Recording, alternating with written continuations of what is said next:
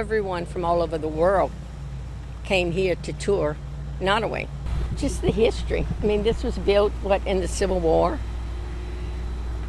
It stood this whole time, and now to see it just burned down, it's really sad. Everybody have their own opinions on Nottoway, but it is, it is White Castle. It's one of the biggest slave plantations in Louisiana. It's historical. As White Castle, we have to think about the people, who was providing for their families. We're getting a better look at the Nottoway plantation after a massive fire destroyed it on Thursday. Drone footage shows what's left of the main building there in White Castle. Investigators are still working to find out what sparked the fire. They believe it started on the second floor. While dozens of firefighters were on hand, the fire eventually reignited and caused the roof to collapse. Iberville Parish officials say the main building is considered a total loss, but all other structures were preserved. Since you asked so nicely.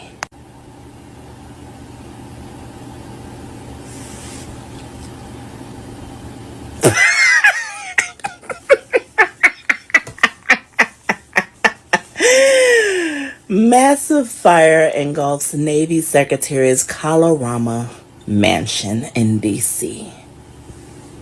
near Obama's residence. The ancestors are busy. The ancestors are busy. What we know. The blaze erupted just hours after firefighters responded to the same residence Monday night for an earlier a paranormal fire. Investigator and one of the handlers of the famed Annabelle doll, died suddenly over the weekend. Rivera cared for the doll made famous by the Conjuring movie series that was based on the work of Ed and Lorraine Warren. Annabelle is an endless source of fascination on social media, according to her handlers, because of the haunting stories that surround the doll. Rivera was part of a group from the New England Society for Psychic Research on tour with the Annabelle doll this weekend, according to Facebook posts from the organization. It is not clear how he died. Videos of Louisiana's 160-year-old Nottoway plantation burning down to the ground spread on social media like wildfire. Here's why many of us are rejoicing. Nottoway, the largest remaining pre-Civil War plantation, burned to the ground last week, and videos of the blaze set Black social media users on fire in celebration.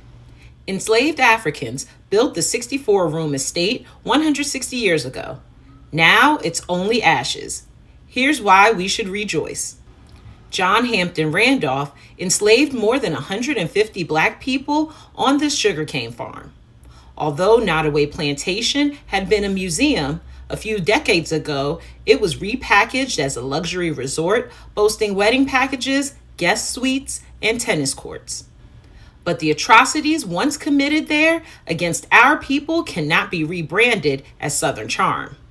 It's probably not a coincidence that Nottoway burned for 40 hours. Is it symbolic of the 40 acres and a mule that many of our ancestors were promised but never got? Maybe. Or perhaps its burning is a reminder that plantations aren't playgrounds used to profit off of Black pain. The Nottoway Inferno feels more like justice than a tragedy. The owner, he's hopeful about rebuilding and committed not to dwelling on past racial injustice. Their website has no mention of the horrific history of the land or even names of the people enslaved there.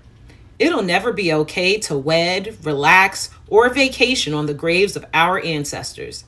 This fire is a reminder that coloniality is still so deeply ingrained in this society that perhaps it's time to burn it all down.